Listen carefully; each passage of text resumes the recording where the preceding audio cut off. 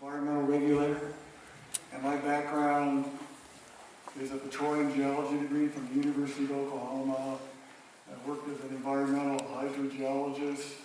I worked in municipal landfills, acid mine drainage, the copper mines, you name it. And there seems to be a lot of players involved here. I don't care if it's geologists, environmental engineers, environmental lawyers, whatever.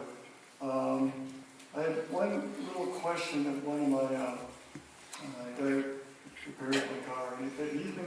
He's been harassed by oil companies to sell this lease.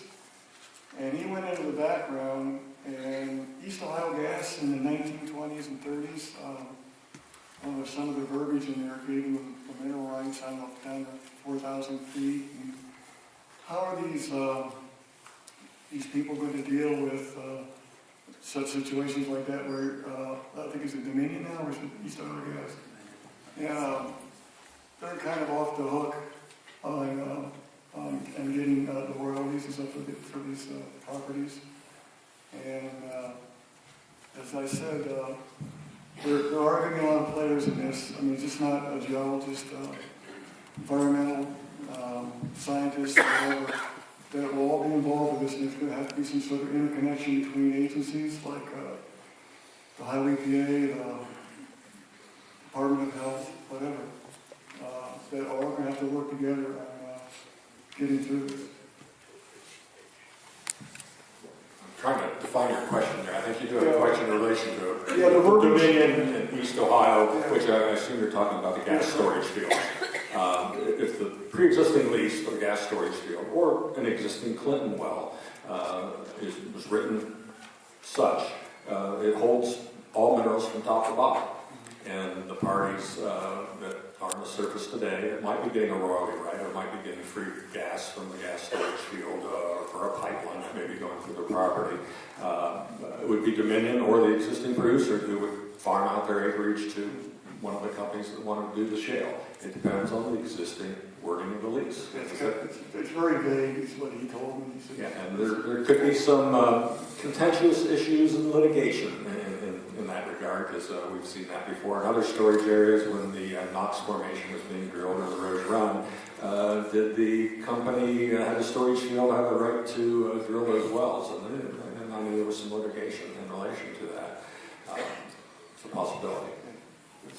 That seemed to be his concern, as I get my car repaired, and he said, look at all these layers, And I go, well, being a former petroleum geologist, and I work with petroleum engineers and petroleum landmen, I even took classes with them in Oklahoma, and I know where they're all coming from, but from the little guy on Main Street, I don't think they, have the insight of where they need to go. Yeah. Some of these leases are very old. Now, we do have a good working relationship with OEPA and the Department of Health. Now, current Ohio law gives us the sole and exclusive authority for the drilling, producing, and production of oil and gas wells.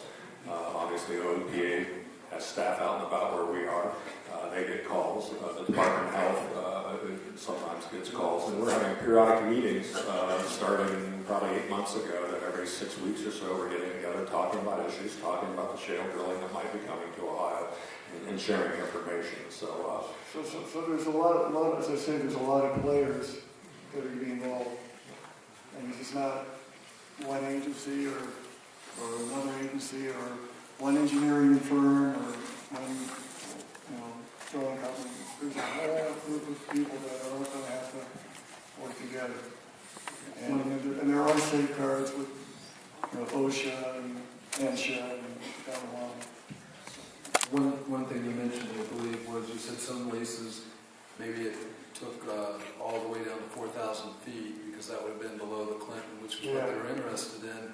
But you bring up a good point because some leases, if they don't define it, it is top to bottom. But some leases in this area that were storage leases the lease might only be good for the Clinton. So therefore, the landowner that had that could actually lease out the deeper rights below the Clinton and So that's something to look at. If you do have a lease, it's important to look at it and see exactly how it was written and what minerals are leased in that lease, whether it's everything or whether it's just some of them.